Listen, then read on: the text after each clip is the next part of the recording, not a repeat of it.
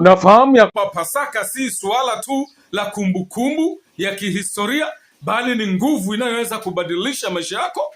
Nataka nikuambie mambo machache kuhusu Pasaka. Pasaka ilianzia kwenye msalaba, ilianzia pale msalabani, wakati Yuda Iskariote anamsaliti Yesu, alafu hatimaye Yesu anakamatwa, anapelekwa, anaangikwa msalabani.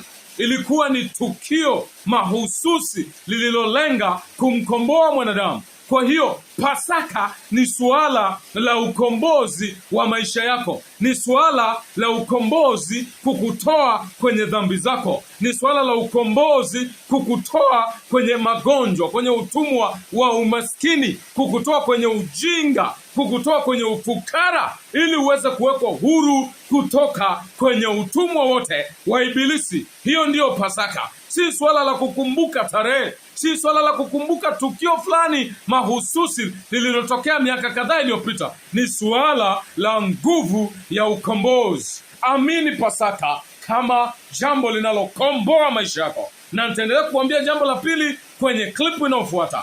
Follow, like, comment. Na kama uko kule YouTube, subscribe tafadhali sana. Unafahamu ya kwamba Pasaka si suala tu la kumbukumbu ya kihistoria, bali ni nguvu inayoweza kubadilisha maisha yako.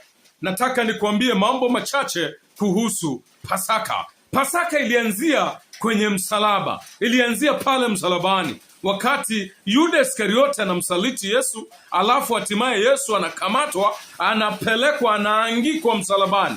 Ilikuwa ni tukio mahususi lililolenga kumkomboa mwanadamu. Kwa hiyo Pasaka ni suala la ukombozi wa maisha yako, ni suala la ukombozi kukutoa kwenye dhambi zako, ni suala la ukombozi kukutoa kwenye magonjwa, kwenye utumwa wa umaskini, kukutoa kwenye ujinga, kukutoa kwenye ufukara, ili uweze kuwekwa huru kutoka kwenye utumwa wote wa Ibilisi. Hiyo ndiyo Pasaka. Si swala la kukumbuka tarehe, si swala la kukumbuka tukio fulani mahususi lililotokea miaka kadhaa iliyopita. Ni swala la nguvu ya ukombozi. Amini Pasaka kama jambo linalokomboa maisha yako. Na nitaendelea kuambia jambo la pili kwenye clip inayofuata.